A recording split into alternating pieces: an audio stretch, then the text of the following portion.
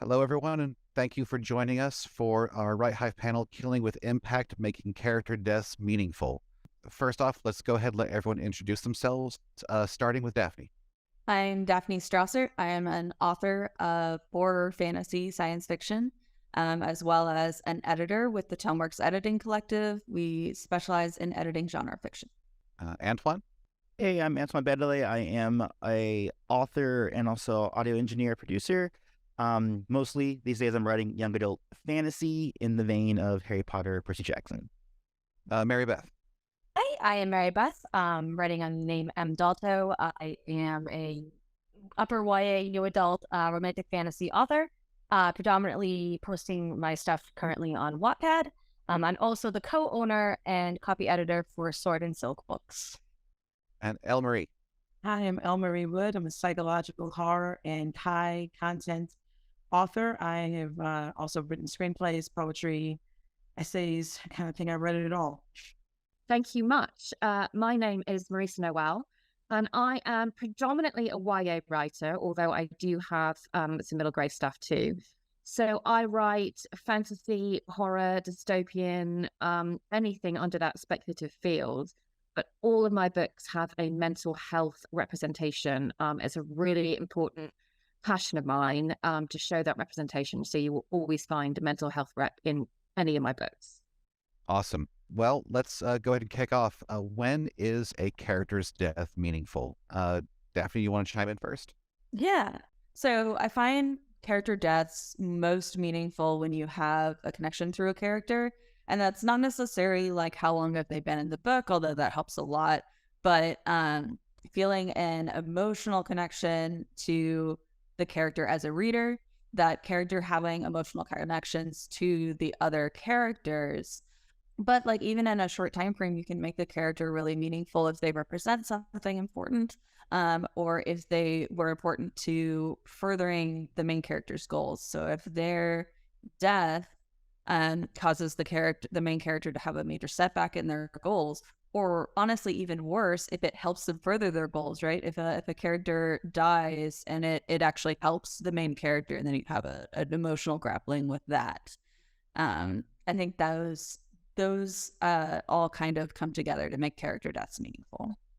Awesome. Antoine. I think you can get character death meanings in two different ways. So there's one where it's the lead up, where the death is about to happen and you can feel it there.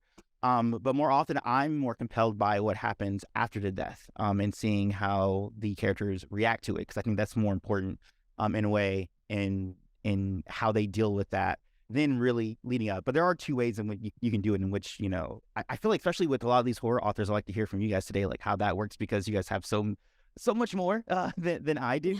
I usually tend to go on the method of what happens afterwards, how's everyone affected, especially in a teen setting too, because there's a lot of grief. In my own story, my story starts with the death of an older sister, and it's all about the aftermath of that, not so much about the lead up of the death, but the conflict that comes out of that with all the different dynamics and that sort of a thing. Mary Beth. I'm the author that loves heartbreak. I will kill my characters for that emotional impact. Very similar to what Daphne says, you get that connection not only through the characters, but through your readers. And then I don't do it just to do it. There is always a purpose, whether it's a major plot point in the story, whether it is that final key you need to solve, the conflict.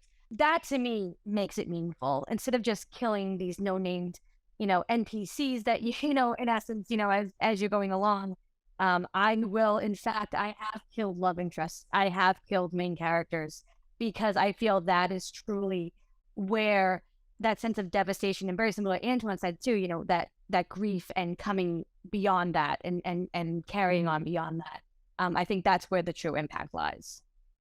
Elle Marie. I think everyone's touched upon that. This is a hard one to go last on. I think the point's been made. It's really for the emotional impact, but it's not a tool. I mean, I think that it shouldn't be just a device to move forward, to get the emotion you want and not really move the story forward. You really, the aftermath is important, right? Being a psychological horror author, I deal with, the dread of death, leading towards it and trying to avoid the death and then the aftermath of the death. So the other characters, much like in life, right? The other people who are left behind for that one individual, the moment's over. It's the aftermath. It's what we all deal with once that person's gone, and how our relationships change because of that loss. And that's that's the piece where you can really become engage your reader in a different way than just trying to frighten them or to provide so much action that they're on the edge of their seat. You can endear yourself to your reader because you can connect on an emotional and personal level. So I think this can take a lot of different ways, but I think it boils down to something quite personal, and that's when the stakes for your character are personal. So if it's a death that's happening outside of your main character, for instance, we need to know what the impact of that is on our main character. What is it going to mean for their journey? How is it going to affect them? And whether that's death is something that's happened in their backstory and they are experiencing grief and that trauma and how they go into their journey, or whether it's something that happens to them as they're going through their journey. How is that death actually going to affect their arc, and how are they going to carry on? So if you can make us care about the character and we've identified with our main character, then any kind of death that will happen, I believe, will be meaningful and do something that just enhances the whole journey of that arc. When the death is deserved or it has a point, I think that's really important because you can get a lot of action type books and people die and blah, blah, blah, blah, blah. And that's fine. It can be important to have a high body count. But if you zero in on that one important death, it needs to be justified in order to have the right amount of impact. And it needs to have a point. It's how it's going to affect our character. So, yeah. I have a comment based on what you just said, Elmarie, and also what Mary Beth said, which is a character's death can be really impactful and really meaningful, and it can still be something that your readers hate you for. Like especially thinking about the Divergent series, right? The major death at the end of that series and how divisive that was for readers. And of course, readers are never huge fans of their favorite character dying, but that doesn't mean that it wasn't important or good in the story. Right. Absolutely. That leads into what makes a character death less meaningful, i.e., when is killing a character the wrong decision for your story? Elmarie, you want to lead on that? Sure. It really actually piggybacks on what I was just saying. You can't use it as a plot device. It just really, you have to make it mean something. Or, like Antoine mentioned, there are other, because there's like 36 or there are probably 40 at this point, subgenres of horror. Psychological horror doesn't have as many deaths as, like, say, extreme horror might or visceral.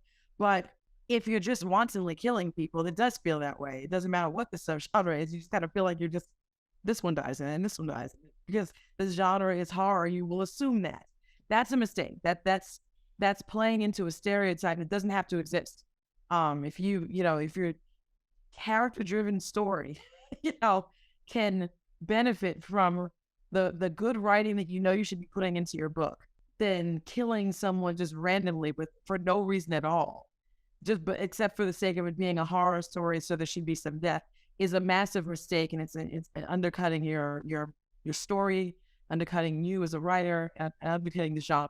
So I don't know. I just think it should be wanton. Mary Beth? Yeah, if you start just killing off random characters, whether they're named or not named, when you actually do have to kill off somebody for impact, you're going to lose it. Your readers are going to be like, oh, they're going to kill everybody anyway, so why am I going to get any connection to any of your characters in the first place? So that, some writers, just whether it's horror or fantasy, right, like that shock value of, oh, this person died a gruesome death and let's lay a tone for it. But it has to have meaning. It can't just be someone you've just met like a minute ago without a name and, oh, look, they're dead. Let's carry on. It has to have a purpose. And that just for, again, it can't be a plot device. Very similar to what Elmarie said.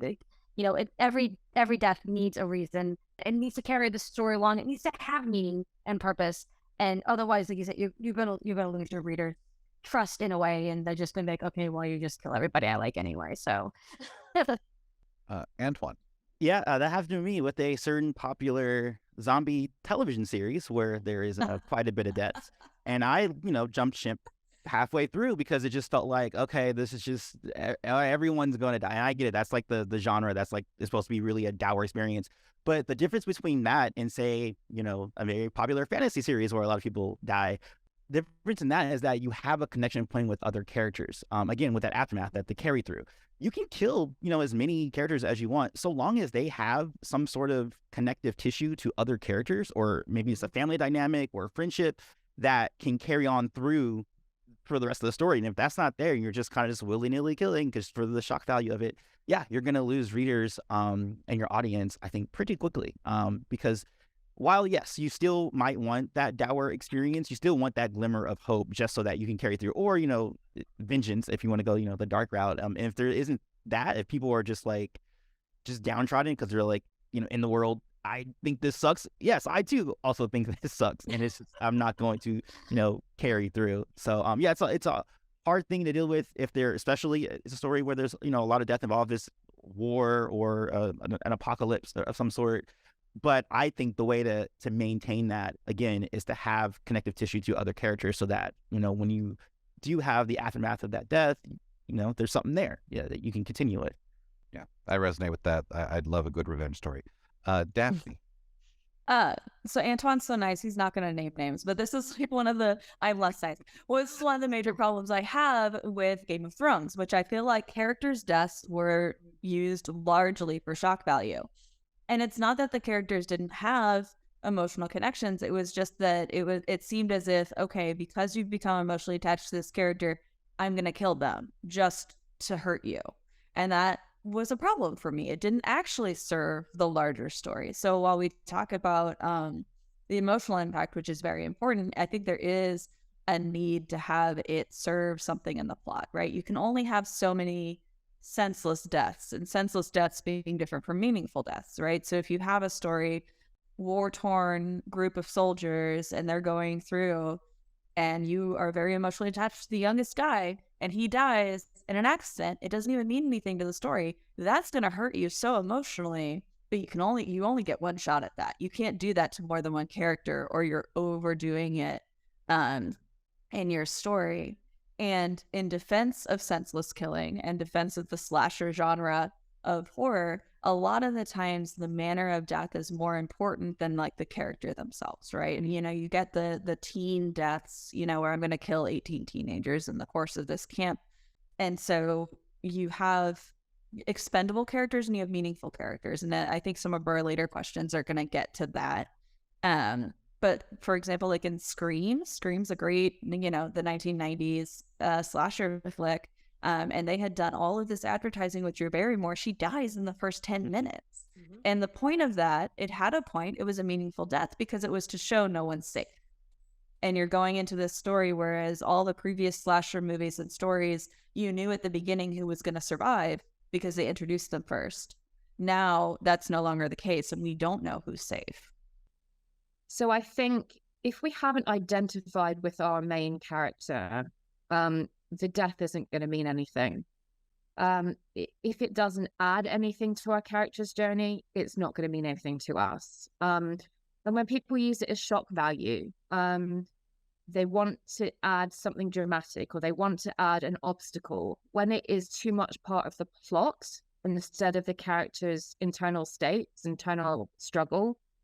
It's going to fall flat and not have the impact that you desire it to have. So it just really needs to be justified and tied in with that character arc.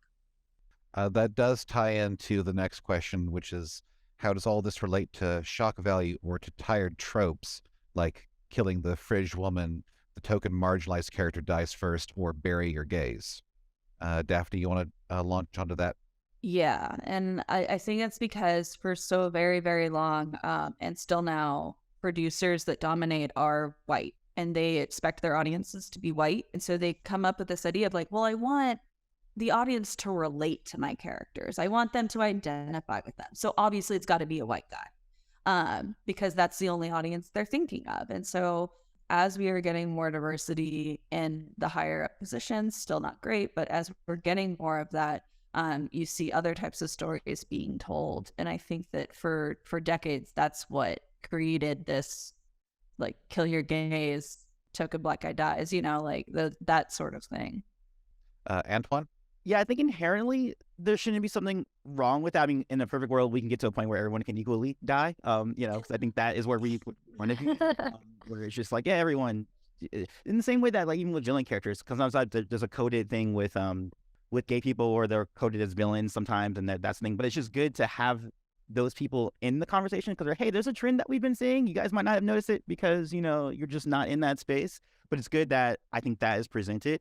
But yeah, I think eventually I like to get to a point where, like, everybody can just, like, equally die. But the issue is that we don't have that equality of death across the board. But yeah, it's important to, as authors, be aware of some of those things, especially things that you yourself not even be aware of. Again, this is why it's really important to have beta readers and critique partners and that sort of a thing, because not everyone can know everything in the world, I feel like, necessarily. But you need to make sure that you expose your work to others in the world so that they can, give that feedback, so you can avoid, shock value deaths in that way. But yeah, I tend to not think about that too often, but I think that's because in my own space, I'm in a different kind of space, and I already inherently don't do that sort of a thing.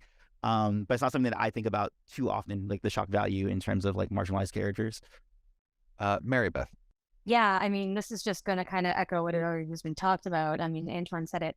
We want to get to a point where everyone can die, and everyone can die without a trope. Everyone, we want that death for a positive impact, so far as the storytelling goes, not for that shock value, POC gay character. There they go. Well, we saw that coming, like back in the day, you could watch these horror shows or read these stories, and you could tell immediately who would be the next to die because of the same situation. And the goal is to get beyond that, where I write a lot of LGBTQ stories as well. It never occurs to me, like, I mean, everyone's dead. I'm usually the person that will kill the white guy first, because that's just, how my brain works. Like, everyone can die, and it doesn't have to be for the shock. It's for the story. It's for a plot. No one's safe, in the grand scheme of things in life and in stories as well. And again, yeah, just to be able to get our stories to that point, again, similar to what Antoine said, get your sensitivity readers, get your beta readers, get your critique partners, just to make sure that you're not falling into those tropes that we're just trying so desperately that we need to get away from. Right. Elle Marie? Well, for a long time, you didn't have Black people in a movie except to be the one to get killed first. So there was an excitement that we had a role at one point. This is a long time ago, decades ago. It's changed now. Same with women, especially in horror films. We were there to scream. We were there to scream, run, trip, and be killed. Okay, have someone try to rescue us and it be botched, or we get rescued and suddenly there's so much fawning from our side at the end of it that it's turned the movie into something different. Times have changed, and I think that we need to recognize that as creators, but at the same time, if we overdo it and go the entirely other way, then we are just as guilty as what occurred in the beginning. I watched a movie just recently, indeed, it was yesterday, movies in the theater now, I will not name names, where a trope was subverted, but it was so obvious that they were trying to subvert this trope that all I could do while watching it was pick apart the things that they missed and say, it took me out of the movie. I'm going to do the same thing to a lot of people, but it's going to do it to enough people. And that's an example to me of something that is overdone. When you naturally do not think that way, then you will not write that way. Okay? If you naturally believe that everyone can die, that all people are equal, then your writing will reflect that. So we as a society have to change our thoughts and mindsets about, I hate the term minorities, but whatever. Minorities, we have to stop thinking about the way we think about, change the way we think about women, change the way we think about, anyone that's ever been marginalized, and understand that we are all just humans who can die all at the same time. A woman can go in there and be the serial killer. Why are we not? We still don't see that very often. It doesn't have to be that it's just a male who, fits some stereotypical mold. None of these things have to exist. None of these quote unquote stereotypes, we call them tropes, but it's a stereotype. Okay, none of these stereotypes need to exist. And in order to change that forward move and make sure we're forward moving, we have to change the way we. So as creators, it's our job to put out there authentic material that is not overdone in any way. And then people will at least be exposed to something that's different and unique. Yeah, I totally agree with the pendulum shift idea. Like you kind of like sanctified, like make the saints. The marginalized characters are now the saints, and they can do no wrong, kind of thing. And there's also that's also wrong, at the same time. Because no one group is a monolith, and that's a big thing you hear from any community. It's like, hey, we're not a monolith. We all have different independent thoughts, and that's what the true reflection. That's the true relatability that wants to be shown on screen. Like you don't want every person of the same color to be. They're going to act exactly the same, or they're all going to be saved from this thing because we don't want to, go that route. But like you were saying, if you already think that way, then you're going to write all the characters with that nuance in between, which is something I think a lot of people appreciate of my books is that mostly my casts are Black, young adult characters, but they're all different Black children. Like they're not the same, the Black child, like they're all very distinctly different people. And I think that's the important thing. And like you're saying, if you're not familiar with that space, again, just get that feedback and then, make those adjustments. If you're not, and to be comfortable, I feel like that's the thing too. Be okay to ask those questions. Because I think sometimes people think they're not even allowed to bring that up because they might offend, no, I think those conversations are important to have so that, you can go down the right path openly. Absolutely. Yeah, I think these tropes are so outdated. I can't think of a way that they could be used meaningfully, to be honest. You see it happen in comedy, in movies potentially, and it pokes fun at the fact that we used to really use these tropes in a serious way, and that's the only way I ever see it coming off. Don't know how that would translate to the book world. I thought a lot about this question, and I just can't figure out a way that you could make those work. And therefore, I think these things should just really not be included because they annoy readers now. And especially, the groups of people that you're talking about, they don't want to see that anymore unless it's meaningful. But then it can't be about the trope. If you've got a marginalized person that dies first, for instance, why? Why have you got a serial killer that's picking on marginalized characters? Okay, then perhaps you've got a reason for doing something like that. But beyond that, I don't think there's space for that at the moment. Awesome. Well, next question is, how do you establish tones and atmosphere for your characters' deaths? Let's start with Elle Marie. How do I establish the atmosphere for my character's death? Yes. As a psychological horror author, I mean, the buildup has started from the beginning. The pressure that I put this individual, all of the individuals involved through, is intense, and that's deliberate. And it goes back to what we've been saying across the board. The deaths have to have meaning, and they should be deliberate.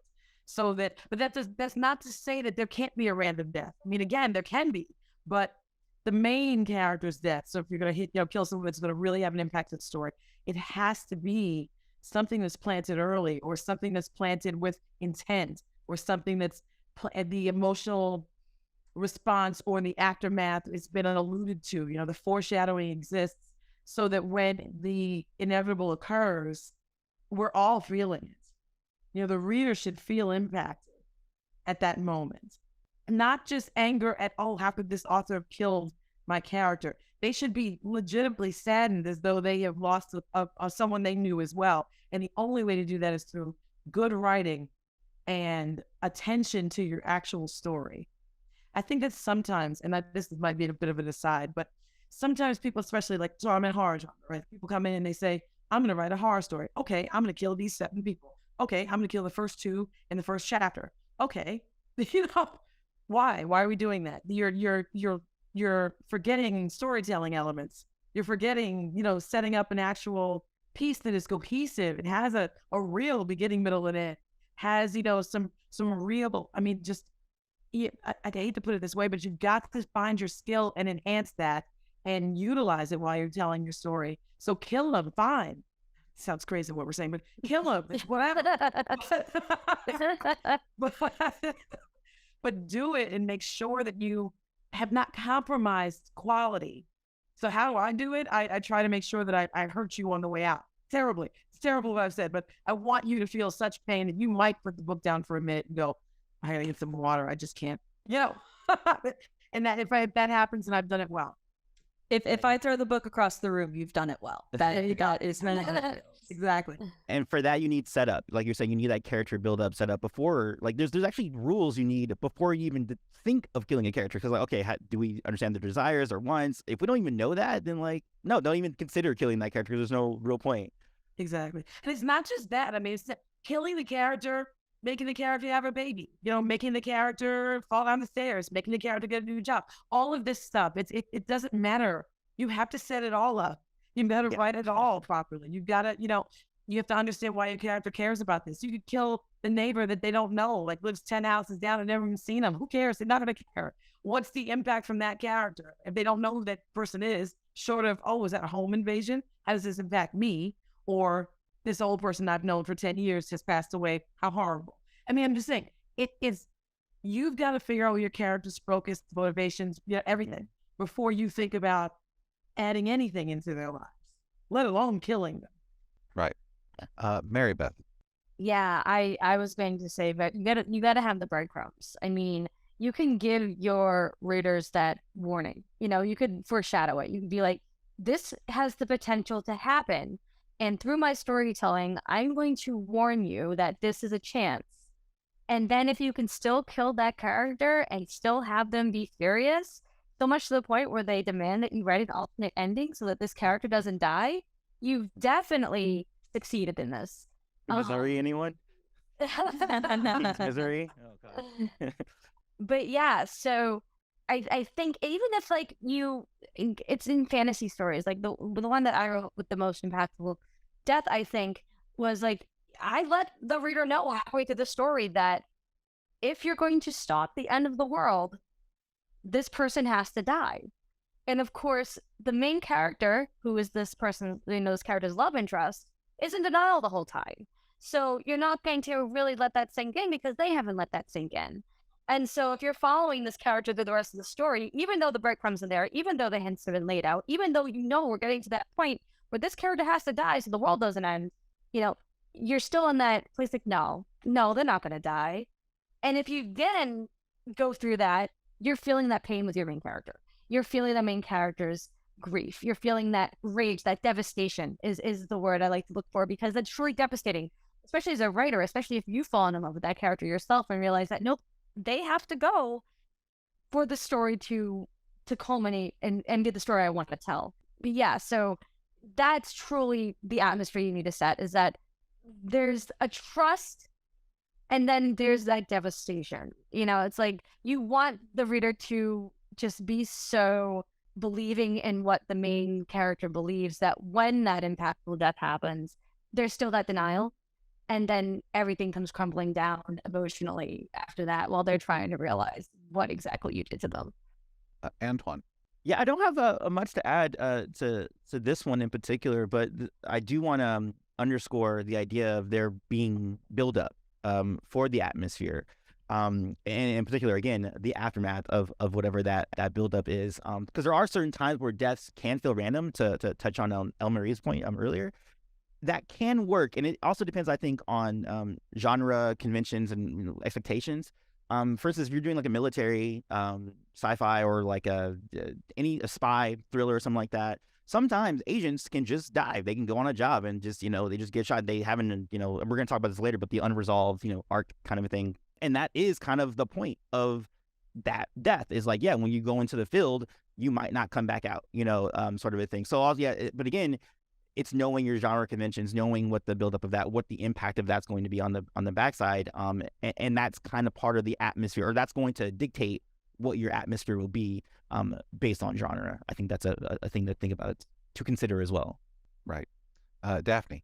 Yeah, I think you've talked a lot about like how you throughout the story build up to a character death, but I think in the moment there's a lot you can do to change how people feel about that death, the emotion it gives them in the moment, right? So if you're killing off an antagonist and you want it to be this big triumphant thing, we finally won, you can do that by how you choose to do things, right? So a lot of these, you'll have like a witty one-liner or something right before they die. I am no man, or in Lord of the Rings, or in Shrek, where Lord Farquaad gets eaten by a dragon. He's going on this unhinged rant right before he gets chomped. You can set up to like feel, you're gonna make your audience go, ah, that's so good, that's what I wanted. We've talked about the shocking way of doing things, where all of the atmosphere in the moment does not lead to character death. We're happy, we're enjoying a nice campfire, and then suddenly this person's dead, and it feels like you've been shot through the heart, because that this wasn't how this was supposed to go. I didn't see it coming. Or in horror, where you have, it's dark, it's creepy, you hear that like real, like the scary violins in the background, and it's coming, and you just don't know when. And all of these things in the moment can have a big impact on how the death is delivered, right? If your character is feeling resigned, and I'm gonna, like in Armageddon, where the dad decides he's gonna be the last one there, and he's gonna be the one that sets off the bombs, and he knows he's gonna die, and it's all the more tragic as we're watching him walk to it. And so what you want them to feel, you can manipulate. It's more than just the death, which is going to be emotionally devastating if you've done all the buildup that we talked about. So I think this is a lot about tension. I write quite fast-paced stuff, and I think it's all about your, when you look at your writing and your structure and your short, sharp sentences, and when you're leaning into that moment when it's going to happen, you want to build that tension. Foreshadowing things, dropping those tiny little seeds of what's going to happen, so that it's not a shock to the reader, but they also go, oh my God, that person just died. You want to get both reactions. So foreshadowing that enough is a good way to get the moment that you need. I love to play with weather as well. I have been working on a book about 6 teens who are stuck in a time loop with a serial killer.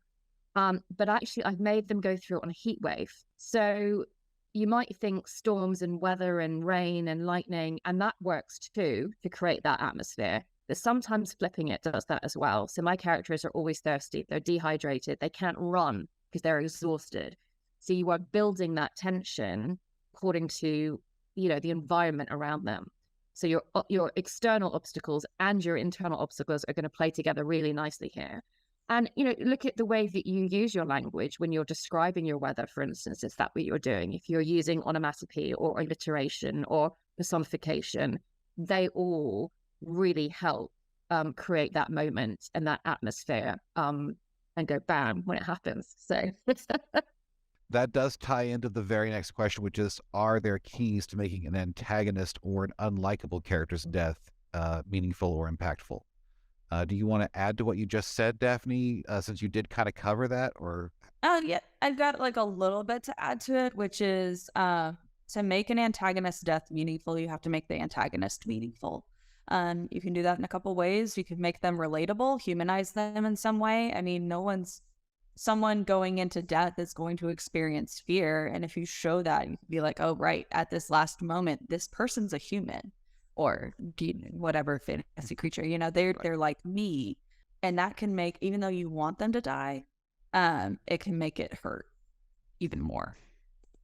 I think it works too if you have a reflection of the MC, because sometimes, often you'll have the antagonist be the foil for your protagonist, and there could be that they went down very similar paths and just diverged, and it could be a case of, while that antagonistic death is happening, the protag is like, oh wow, that could have been me. It's kind of like Luke Skywalker when he defeats Darth Vader, and he's he's about to die. He's like, wait a minute, that's me. Like when he saw his own face in the cave inside Vader's helmet. That's very impactful, because it's like, oh, that's the path I could go down if I continue down, this dark path. If you're doing, a tale of that nature, and that's extremely impactful going forward for the main character. So that's one way of doing it, is if there is a reflection of the antagonist within the protagonist, and path that they could have gone down that they should not have gone down. I think that's a good one for an antagonistic death. As well as, every villain's a hero in their own mind. And so they see their goals, whether they're selfish or in their own mind altruistic, they see their goals as meaningful, and to see those goals not come to fruition is hurtful to them in their own way.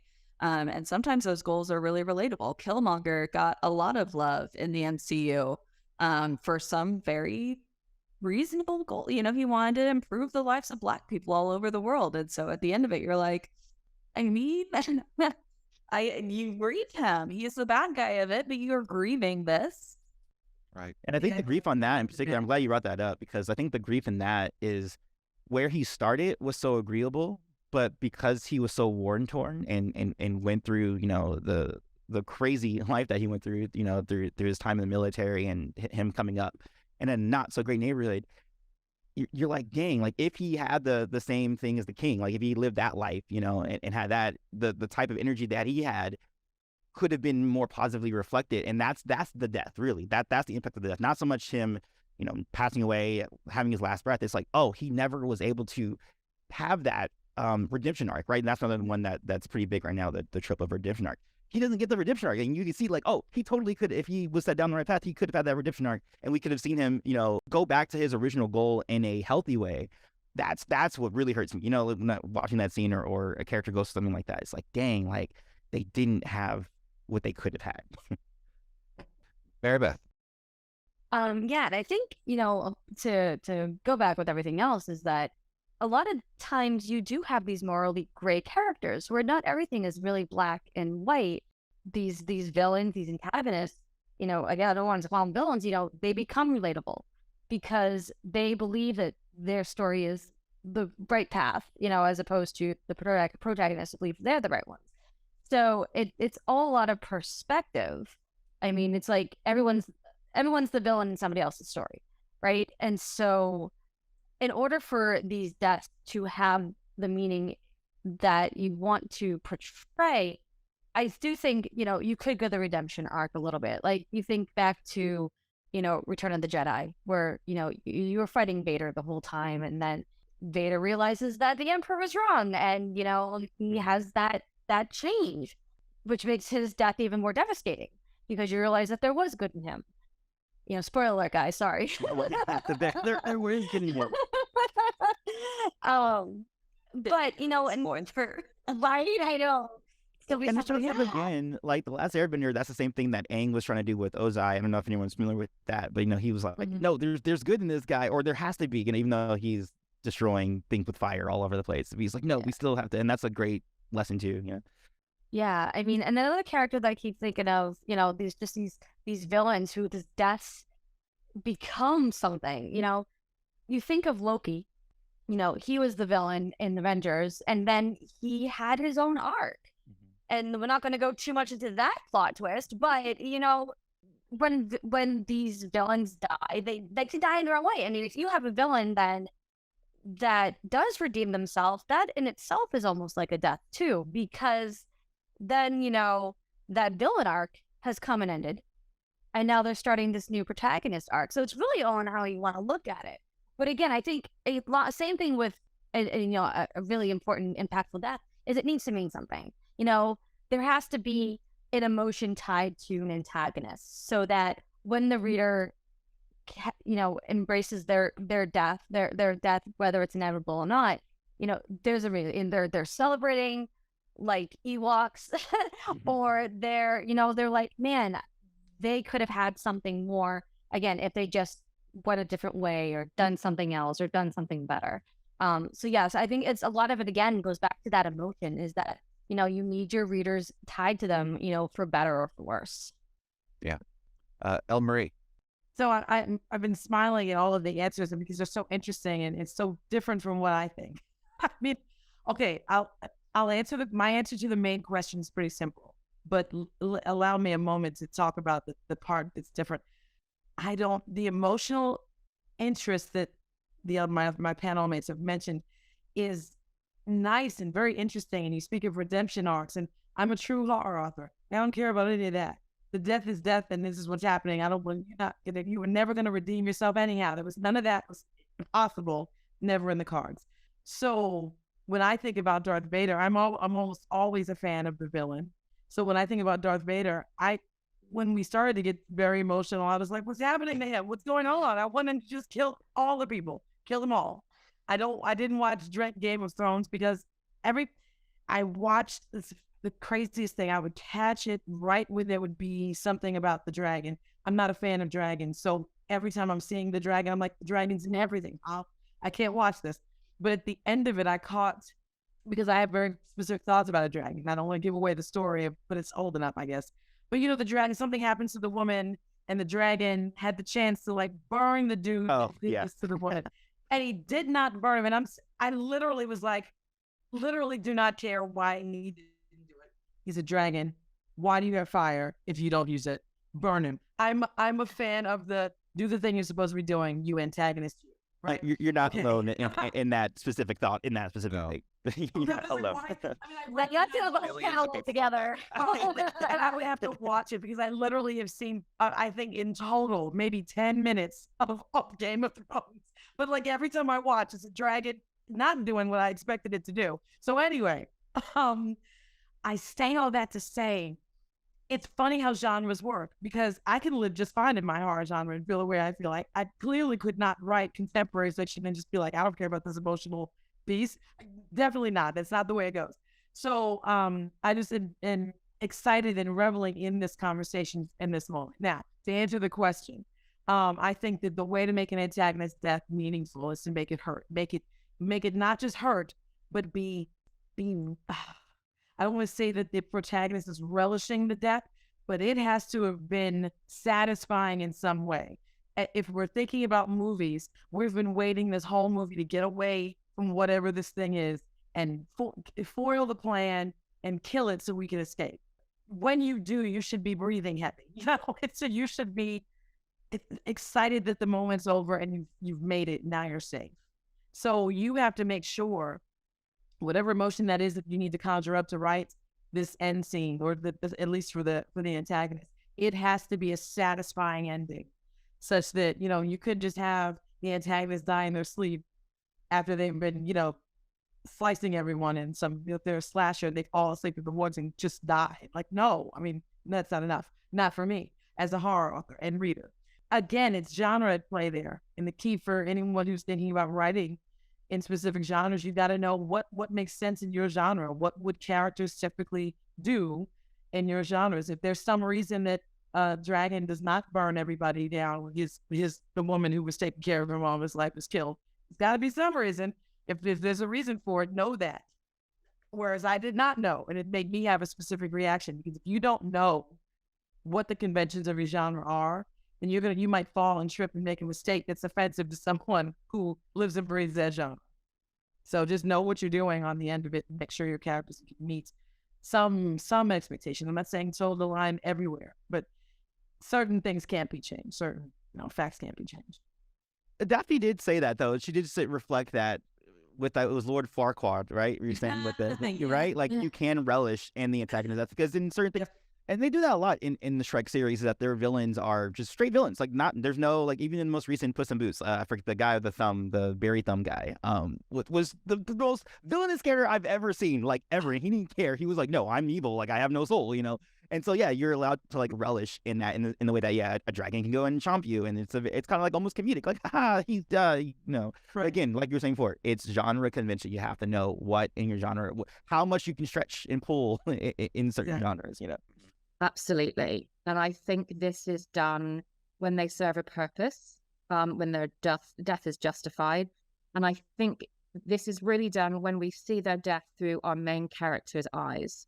If they've been battling with somebody throughout the journey of this book, and that antagonist has caused them to have grief or trauma or go off in a certain direction, when that character finally dies, we then see the effect that it has on our main character. Now, maybe our main character has had to kill that person in self-defense, or maybe that main character has been driven to defend others and actually committed the act themselves. That becomes a very powerful moment because it's about the arc of your main character as opposed to what your antagonist is going through. So if we can see it through that main character's eyes, I think it can be incredibly powerful. How do you make use of an unresolved character arc now that the character is dead? And do you pass the torch or let it go dark? Elle Marie. I let it go dark. I did that on purpose because I'm not making a mistake when I have that happen. I let it dip on purpose, and that in and of itself is a device of my own. I let it go dark so that other people can wonder what would have happened. Oh my goodness, we can lament, and this person still lives on in us lamenting about what could have been. That's excellent because some of that lamenting can affect the main character enough that they can't do the thing they thought they were supposed to be doing in the first place, or they might think they have a whole new reason to do whatever, and then that's why the antagonist can get in and wreak havoc. It's completely a tool. It's not a mistake. When it's a mistake, I think you can tell when it's a mistake after a while. I mean, as a reader, I think you can tell when someone just kind of forgot. Yeah, to get back to that character. But if you are, if you're using that as a tool, then you can. It's. I mean, I would say explore it because you can do so many different things with it. Leaving it unsaid, unspoken, and unfinished is fantastic for me. Mary Beth. Yeah, I think a lot of it goes back to that whole, what if scenario. If this person hadn't died, what would they be doing now? And you can use that as a device with your main characters too, very similar to what Elmarie said, they can sit and they can, simmer, a little bit like, what would this person have done? What would they have done in this situation? They had a purpose and a goal, but, your other characters have other purposes and goals, it's kind of like life, death happens. And, there is that, again, Antoine keeps saying it, it's that aftermath, it's like, how do the rest of the characters deal with it? And yeah, you can't just say, oh, they were going to do X, Y, Z, even though it wasn't part of my quest and goals. So I'm just going to go and do what they were going to do instead. No, I mean, it's like what Elmarie said, every character has a purpose.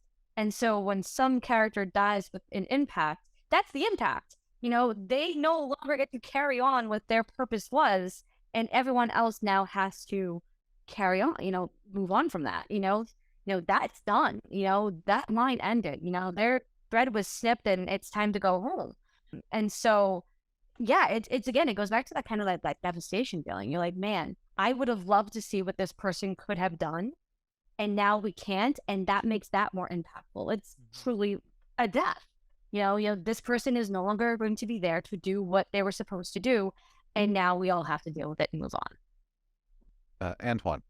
Yeah, so on the two fronts of it, like the going dark or the torch goes on. So with the going dark one, I was alluding to this earlier where there was this spy tell that I was engaged with, and literally just it was a random scene. It was like, oh, right, they always are in shootouts, right? Like, because that's just how it is in like spy movies or stories. And then all of a sudden, just someone dies. Like one of the, I mean, it wasn't like the main character, but it was like the primary, secondary character, and just randomly, it was just like it was a regular shootout, just dead. And it was like, what? And then I was like, oh, I remember during that time, the audience, there was two camps where it was like, oh no, that was actually really good because that's what happens in life. Like you just die sometimes. And I think that person had an unresolved arc within that storyline. And for me, I was like, I really enjoy that because I was like, I don't often see that. But then other people were like, no, but and again, that's playing with audience expectations and which way you want to go with it. Because some people will, be angry and not like that at all. And others like me are like, no, actually, that was really impactful to me because I was like, yeah, like at any point you can go. And then with the moving on of the torch, one thing I was thinking about that kept coming to my mind is like the unwanted parent trope where, that you have that grisly person, man or woman, who's like, I don't want to deal with children at all, maybe because of a personal loss in the past or something like that. But then the parents that they were close with like dies and they have to carry on, rearing up that child or something that they didn't want to do before. And that's, taking off someone else's arc and continuing it for them, which also can be very impactful in pushing forward. So there's always different ways in which you can go about it. And I think the thing that's really reflective of what this whole panel should really be about is that as long as there's intention behind it, then you're fine. And you can go any path. Like there's no one way of saying like, no, you can kill, like in any case scenario that you're presented with. But so long as there's intention behind it, and whether you're going dark, and you're making a very decided statement about something just going dark, and that's just it. That's just life. As long as you're making light of that, it's great. Same with the torch. If there's something unresolved and you want someone else to carry that, have someone else carry that load. But you have to be intentional on whichever path you're going down, whatever that might be. Daphne. Yeah, I struggle with the idea of how exactly a character could carry on another character's arc. Because back to what Mary Beth was saying is like that character's dead. They're never gonna get to finish out their arc. Even if their goal, whatever that was, gets finished by someone else, the arc is never gonna be complete. And so I think that there's ways you can have like tributes, I take his body back to his mom, or I make sure that I raise his kid, or whatever the tribute is, that can lend some emotional like resolution to the death afterwards. But it's hard for a character to finish another character's arc. So I think probably relates to if you've killed off your main character. I think this can be done really well. And often you'll see an epilogue, and it will be a summary from a different character's point of view, tying up any loose ends. So that can be really effective. I think as long as the journey has been satisfying and that we feel it's the right thing to have happened, then you can leave it right there. Otherwise, you can pass that torch. Now, in my Mermaid series, I've only got book 3 out at the moment, but something is going to happen to my main character. And in the last book, it's going to be told from a different point of view. So I am passing the torch. That's a big spoiler, so sorry. I am passing the torch. And the reason I've decided to pass the torch is because there are loose ends from the other books in the series that need tying up. And it's only right that the son has that journey to do that and carry on his mother's legacy. So I think you can go either way as long as it's satisfying. Okay. What are your thoughts about the resurrection trope, considering that, we're talking about death this whole time? Are there any cases where it can be useful without diminishing the impact of the death? Daphne? Resurrections are so frustrating. They dilute death so much, especially if you like comic books, which I love comic books. When a character, you know that Superman's never actually gonna die, like we know. And so it makes the deaths just like, I'm not gonna emotionally connect to it. There's no point. They're gonna be back in 2 weeks anyway. However, there are instances where resurrection has been done well, and that is when the death has a lasting impact on their character moving forward. The character that comes back is not the same person that went away. And my favorite example of this, most people will know, is the Winter Soldier. Bucky was a specific person in Captain America's life. He died. He comes back a few movies later and he doesn't remember him. He's this ultra violent assassin killer who's being manipulated by other people. And that has ramifications that continue on to his continued use now, where the character that died, he didn't come back. It was not business as usual. And people have done this with other characters. And I think that that's the best way to resurrect someone, is if they come back, but like, no, I can't interact with you the same way. I might not even like you as a character anymore because of who you are now. And so they really did die. Okay. Antoine? Yeah, that's the reason why I'm on a break with Star Wars right now, because characters in that universe just don't die anymore. And I just can't engage with it anymore.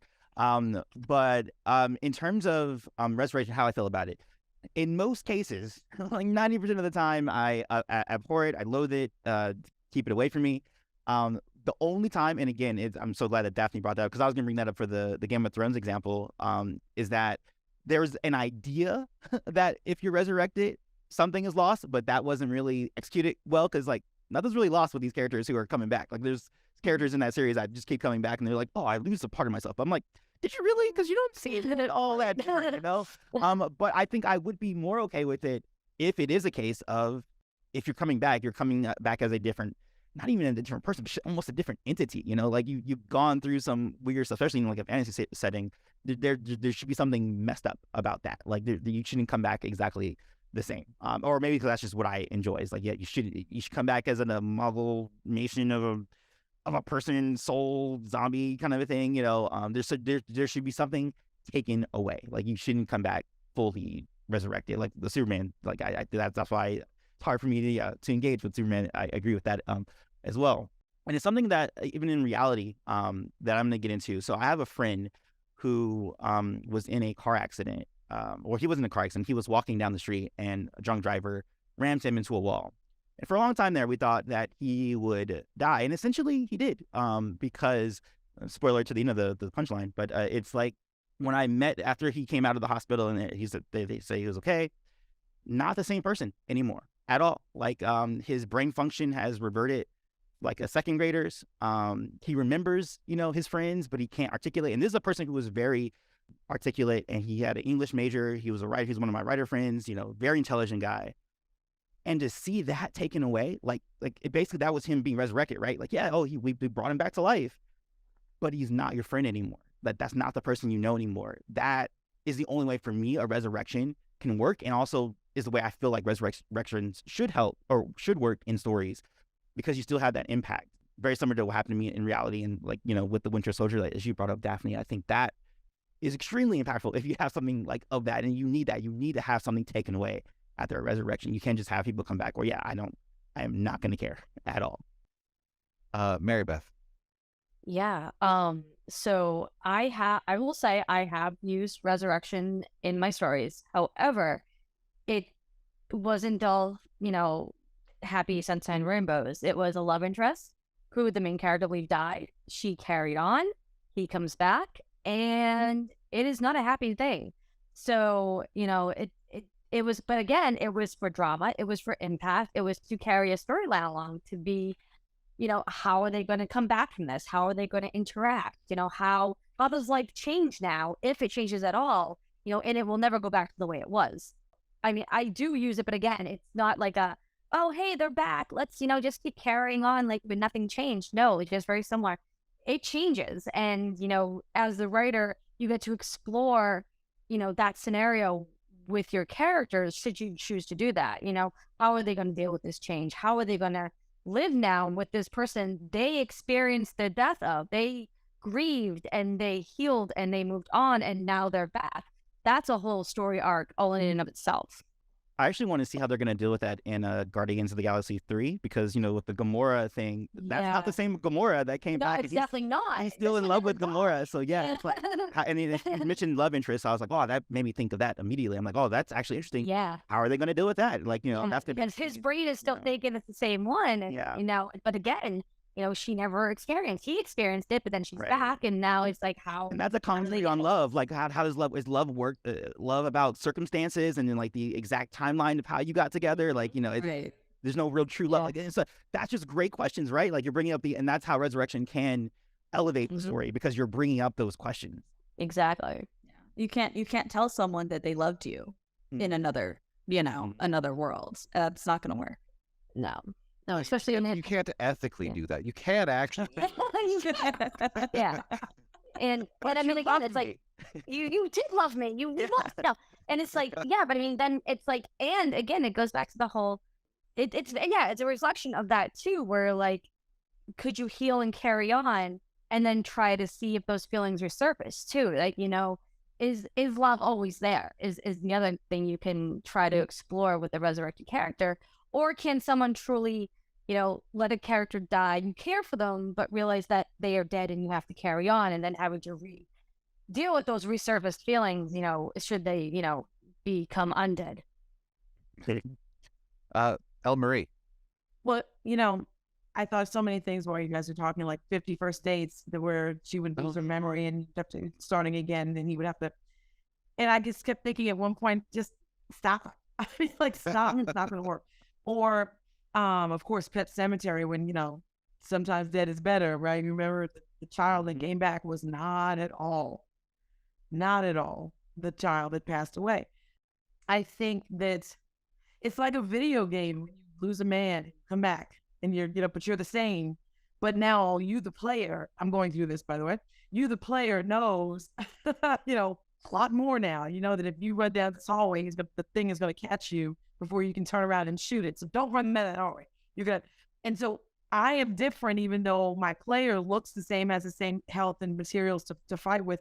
But I am changed with every death, because I know how to play. I know what doesn't work, and I know what strategy to use. So it's not a real, an honest to goodness respawning or a resurrection, if you look at it that way, because the person comes back different and should, because if they don't, the death means nothing. Then there's no point in having them die.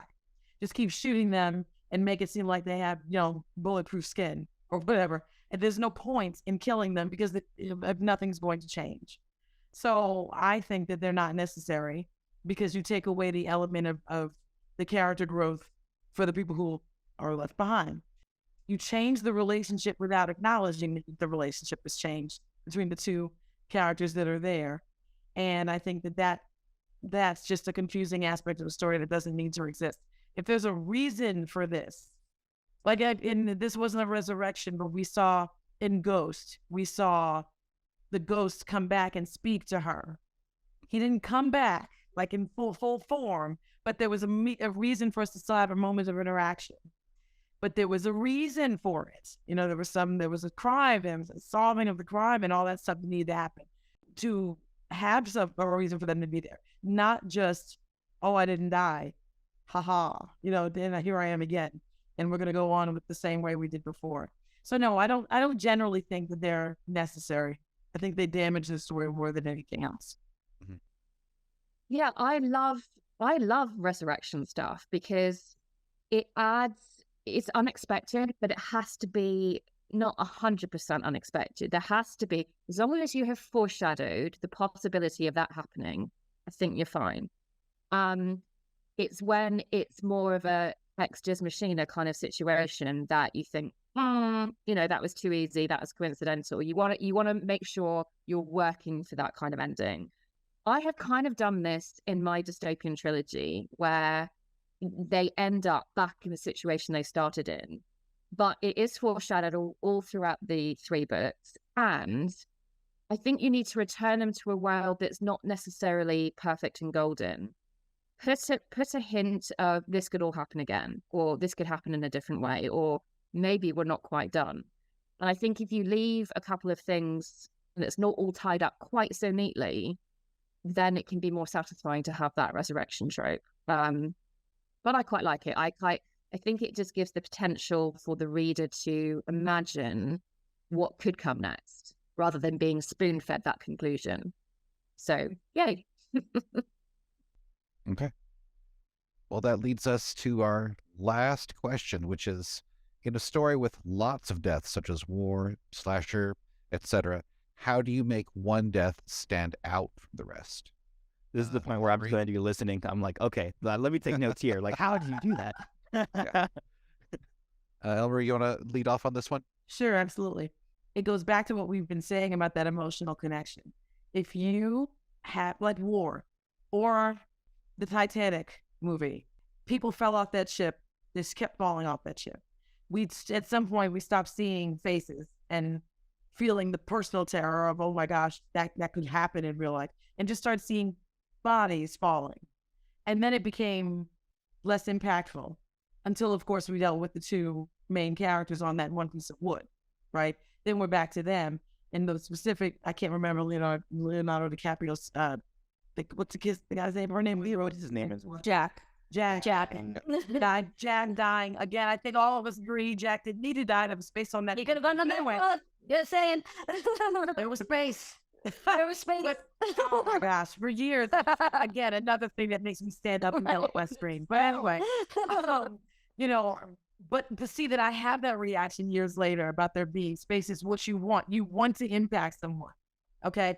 But all the rest of the bodies, I almost don't remember. The only people I remember dying were the elderly couple in the bed and the orchestra, who was like wonderful playing with you. Like, holy cow, that's horrible. And then those 2. Everybody else just fell off. And that's because we kept seeing it so much. Like with War, something explodes and you see bodies flying. The first time you're like, oh my God. The next time you're like, that was a cool effect. After that, you don't see it again. And it's happening. You're just not watching it. You don't see it until now we have this one character that he's been running, trying to get away from all the bombs and not be shot. And now this character is about to die. Now you'll feel it.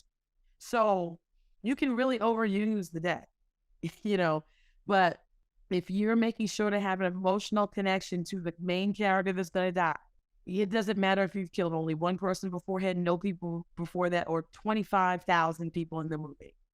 That one death will stand out because we care about that character. Yeah, that's all true.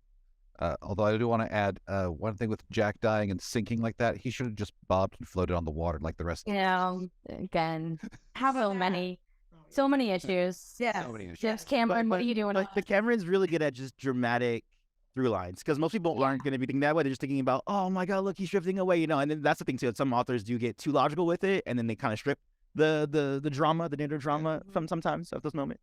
Well, it has to be realistic, though. I think that there has to be a modicum of realism. And again, that's the audience expectation. It's that tension point. It's like, are you over here? Are you over here with El Marie, or are you over here with James Cameron, who's just like, nah, it's just a moment. Or It was fine. Michael Bay is the very same with the way he does movies too. He's just like, shit, it's about the moment. It's not really how like the logic of this explosion, because that doesn't make any sense. It's just It's just the baseline. I will say this: you can't please everybody. You know what I mean? You No, try impossible. your best to try and impossible. you've got to like straddle that line, but you cannot please everybody. I mean, again, it goes back to, I hate to keep talking about the thing that I'm sure bothers all you Game of Throners, but to me, the dragon should have just burned. Literally, the whole episode should have been the dragon burning everything. Okay, but some people, I've talked to one, not many, but one who was just like, oh, it was so poetic and picked her up, and I'm just like, it's a dragon. I mean, I don't understand what's going on here. My cat better maul someone if it watches me. It better turn around and maul that person and the next person. I'm just saying. So I just literally, you can't please everybody, because the person who thinks that was beautiful, it was emotional. I will say that much. But for the person who thinks that was the point, they'll never see why I'm like, and he didn't burn anybody. He won't. That it's not. So I don't know. It's difficult. We listen, writers. It's not easy for us in a general sense. I'm just gonna say it. We've got a lot of work to do, and we can never please everyone. We have to be sure we are writing the story that we intend to write, and then we have not. We have crafted our characters the way we expected to, and put our best foot forward every time to be happy with the story in the end. I want to underscore that, because I think it's really important what you just said there. Really knowing yourself. It's also like, even when you're like in relationships with people, right? It's like the same thing with your book, like the relationship you have with your book and with your audience. Because right now I'm going through a beta reading thing with one of my novellas. And I'm getting like a lot of different feedback, and I kind of forgot. I'm like, wait, Antoine, you yourself, what do you want from the story? Because you don't even know which feedback to go for, because you don't even know what your own foundation is. And it's really important as an author to know your voice and to know what your intention is, so that when you do get feedback from the left, the right, the center, like, okay, I want to go that route because I'm trying to make a story for this set of this group, right? Because if you try to go, I'm going to just shoot everywhere, you're going to make no one happy. If you're trying to be the generalist, right. Yes, including yourself. And I think it's really important to know your foundation when you are making these decisions. Yeah. Mary Beth. So sorry, I was just thinking about dragons and Jack. It was, and when there's a lot of that's how to make one mean something. Yeah. So as a fantasy writer, usually I try to have one big battle fight scene, even though I hate writing action scenes myself, but I always end up doing it. Hate it. But yeah, so there's war or a battle and people are dying all around. They're fighting each other, but it goes back to that emotional connection of that one character that we've been following this whole time. Maybe two characters that there's a lot of interest involved, and you're going to be leading up to them ideally fighting against your antagonist in this scene. That's how I will write mine, is that everybody's coming together. This is the final impact climactic scene, and so that camera is zooming in on these two, even though there's all this battle and death and everything going on around it. If you set the scene right, that's okay. If you're walking into a battle, they're fighting, there will be that, war, whatever it is, you can highlight them, especially if your characters are walking through it, they can observe these deaths going around, so it paints that picture for your reader that, yeah, this is meaningful to them in a way, but these are the ones that we're going to be focusing on, and these are the ones where that impact is. So yeah, it's kind of like the bodies flying off the Titanic. It's like, yep, they're there. Everyone's fighting around them. Death is happening all around us. The ones we're going to focus on are, narrowing in on these characters that we've had the emotional connection to throughout this entire story. Antoine, anything to add? Yeah, I think that was actually really a good way of explaining, especially the Titanic one in particular, because you get really desensitized to when there's just, even when you hear stories about like, oh, this many people died in the earthquake, but then you're like, oh no, but then your mom just, got hit with cancer, like that's a way different impact than you would think. You would think, oh, more people, I should be more sad, but that's generally not the case with humans. It's our personal interactions that really do it. And I think doing stuff like the musicians or the old couple holding their hands, holding hands together, seeing that helps you personalize that a little bit, even in a quick way. If you are doing like you're saying, big war scene, but you're channeling in onto like this focus point, I think that's the important thing to do when you have so many deaths, is to focus in. Daphne. Yeah, talking about focusing in and how do you focus in? How do you make deaths feel impactful? Especially talking about the Titanic with the old couple dying, because we see that for so little time, but obviously it had a big impact. It has to do with this idea of unjust versus deserved death, right? So you obviously have the background characters who are all dying. We don't care about them because we're not even seeing them. But you, especially in slasher movies, you get characters that, oh, God dang, that asshole, he deserved to die. I'm so glad he got stabbed, because they're a jerk, they're a misogynist, or they kick puppies or whatever. And so that's a death that you can enjoy, and it's popcorn for you. And so you have then your limited number of characters that you have an emotional attachment that you've been with, and then you can also have characters where their death is impactful because it's unjust. They're, it's a child in a war zone, and they've done nothing that could possibly make them deserve this death, this horrifying death, but we still have to see it anyway, and it's gonna like destroy us emotionally because they're so undeserving. So I think that when you have lots of death, having description of the horror and the death and the gore is a great way, and the war is a great way to set that backdrop. It's a great way to set that background tension. But when you want to make one death stand out, and I think a book that does this really well, for instance, is The Song of Achilles, because we see it through Achilles' lover's eyes. And when Achilles is killed, the impact, we all know that's going to happen to him. Everybody knows the myth of Achilles. But because it's told through his lover's eyes and the impact his death has on that lover, on the background of war, it completely just sucker punches you. So I think that's the key. You can have all that going on around you. You can have all those descriptions of horror, but it's about your character journey again. When that death is seen through your character's eyes, that's when it makes an impact. When you see the devastation and the choices that they make after that and who they become, that's when that death becomes noticeable or it stands out from other people's. Yeah, lovely. I have a website. It's just marisanoelle.com. You can find information about my books there. And also I am an editor as well. So if you need help on your own books, I am available. I am on social media everywhere. My TikTok is up. That's Marisa Noelle 12. And on Twitter and Instagram, I am Marisa Noelle 77. And I'm, I hang out. Come say hi. I'm happy to talk. But yeah, that's every single question we have on killing with impact, making character deaths meaningful. Thank you all for giving us your time, your expertise, and your wonderful written words. I'm going to sign off here, and thank you all for tuning in as well. Thank you. Thank you.